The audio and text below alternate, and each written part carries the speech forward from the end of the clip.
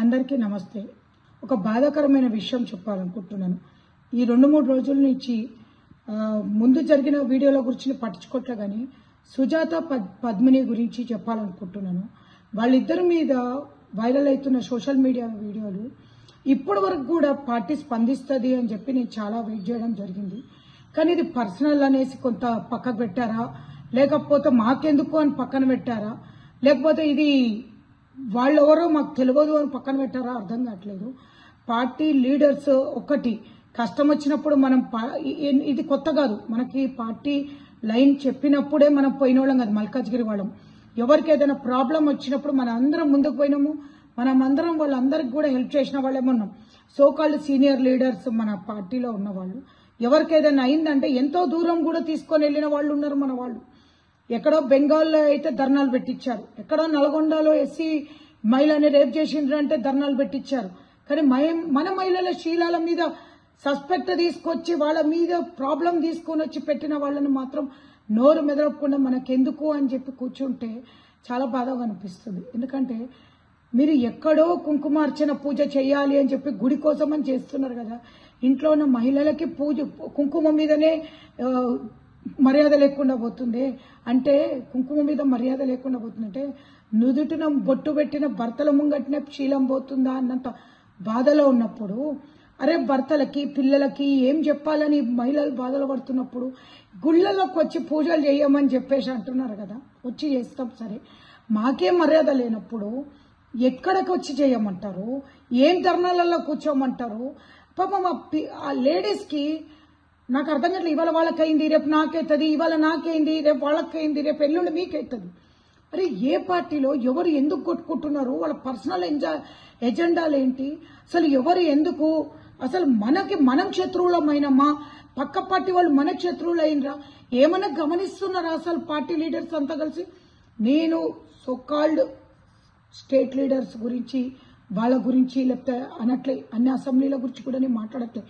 Only మన purely Malkajgiri assembly గురించి నేను మాట్లాడుతున్నాను. ఎందుకు అంటే మనం మల్కాజ్గిరి అసెంబ్లీ యూనిటీగా ఉండేవాళ్ళం మనం.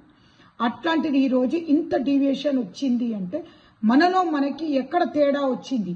ఒక మహిళలను అంటే కూడా మనకెందుకు అని ఇంట్లో ఉండాల్సిన రోజుకి వచ్చినాం మనం.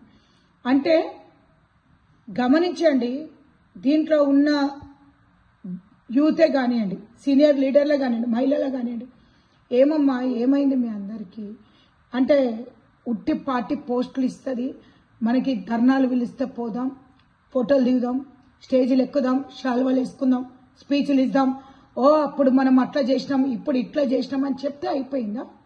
కానీ ఇప్పుడు కొత్తగా పార్టీలు వచ్చిన వాళ్ళనే కానివ్వండి, లేకపోతే పోనీ మహిళలే వదిలేయండి, నేను షాక్ అవుతున్నా ఏంటంటే ఎక్కడి నుంచి ఎవరికి అసలు మాట్లాడుతున్నారనే దాని మీద కూడా మీకు అర్థం కావట్లేదా? అంటే ఇవాళ ఉన్న 4 లేడీస్ ఉంటున్నాం, ఆ 4 లేడీస్ కూడా పార్టీలో వద్దు అంటున్నారా? మీకేం కావాలో కూడా మాకు అర్థం కావట్లేదు. ఏంటంటే మహిళలు కావాలి అని చెప్పేసి ఉన్నోళ్ళనే కాపాడకుండా ఉంటే కొత్త వాళ్ళు ఎక్కడి నుంచి వస్తారు, ఏ ధైర్యంతో వస్తారు? లీగల్గా పోవడం పెద్ద గొప్ప కాదు, లీగల్గా ఎవరైనా పోతారు, అది మనం చెప్పనక్కర్లేదు. లేడీస్ పోతారు, ఎవరు కావాలో వాళ్ళు లేడీస్ వాళ్ళ ఇష్టం, వాళ్ళ డెసిషన్ వాళ్ళు తీసుకుని వెళ్ళిపోతారు. కానీ మన పార్టీలో మనం ఏం చేస్తున్నాం వాళ్ళకి అనేది చాలా ముఖ్యం. ఏమన్నారా, ఇన్నేళ్ళు ఎంతెంత దూరం మమ్మల్ని తీసుకెళ్లి ఎన్నెన్ని కొట్లాటలలో దింపి ఎంతమందికి మీరు సేవ్ చేసిండ్రు, ఎంత ప్రొటెక్షన్ చేసిండ్రు. అట్లాంటిది ఈ రోజు ఏమైండ్రు, మీరంతా ఎక్కడికి పోయినరు? అంటే సోకాల్డ్ ఒక పార్టీ ప్రోటోకాల్ ఉంటేనే మీరు వస్తారా? అంటే పర్సనల్గా ఏమైనా అయితే రారా? ఎందుకు రావట్లేదు మీరంతా? అంటే ఎక్కడెక్కడి నుంచి, అంటే పక్క పార్టీ వాళ్ళు మనకు ఫోన్ చేసి ఏమైంది అంటుంటే కూడా ఇజ్జత్ పోగొట్టుకోవాలా మనము? ఇది మన కంప్లీట్, నేను ఈ వీడియో మన బీజేపీ కార్యకర్తలకి, మన గ్రూప్ లీడర్స్ వరకే నేను చెప్తున్నాను. ఇది కాకుండా ఇది బయట ఎవరికి కూడా కాదు. మనం అందరం కూర్చొని కలెక్టివ్గా ఇప్పటికైనా సరే, లేట్ అయింది లేదు, గట్టిగా ఏదైనా మనలో మన కొట్లాటలుంటే కూర్చుందాం, అది కొట్టుకుందాం తర్వాత. కానీ ఇట్లాంటి సమస్య వచ్చినప్పుడు మాత్రం మనం అందరం కూర్చుందాం, సమస్యను పరిష్కరించుకుందాం. కానీ ఆ మంచిగా అయిందిలే, ఆ పోనీలే, అమ్మ ముట్టుకుంటే మనకు అంటుకుంటుందిలే, ఇది పక్కన పెట్టండి అన్న. మనకి ఫంక్షన్లకు పిలిచిండ్రా, తిన్నామా పోయినామా కాదు, మన కష్టంలో కూడా ఉంటేనే బీజేపీ కష్టంలో ఉంటుంది, సుఖంలో కాదు. అట్లాంటిది మనం చూసి వచ్చిన వాళ్ళం, ఎన్నో ఓటమిలు చూసి వచ్చిన వాళ్ళం, అయినా గట్టిగా నిలబడ్డ వాళ్ళం. అట్లాంటిది మనం కాపాడుకోలేమా మన మహిళలని? అన్నలారా, అక్కలారా, మీరందరూ కూడా ధైర్యంగా ముందుకొచ్చి మనందరం కలిసి మన వాళ్ళని కాపాడుకుందాం. కానీ ఇక్కడ దీన్ని కూడా మీరు పొలిటికల్ చేయకండి అని కోరుతున్నా నేను.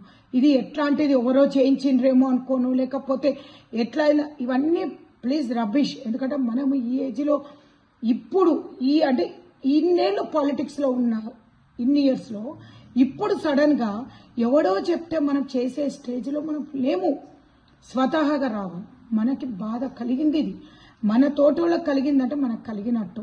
మీరు ఇంట్లో కూర్చొని కాదు, కార్పొరేటర్లు రావాలి బయటికి, సీనియర్ లీడర్స్ రావాలి, కొత్తగా పార్టీలో జాయిన్ అయిన వాళ్ళు రావాలి, యూత్ రావాలి, మొత్తం అందరూ కూడా ముందుకు వచ్చేసి మన పార్టీని, మన మల్కాజ్గిరి అసెంబ్లీని మనం కాపాడుకుందాం.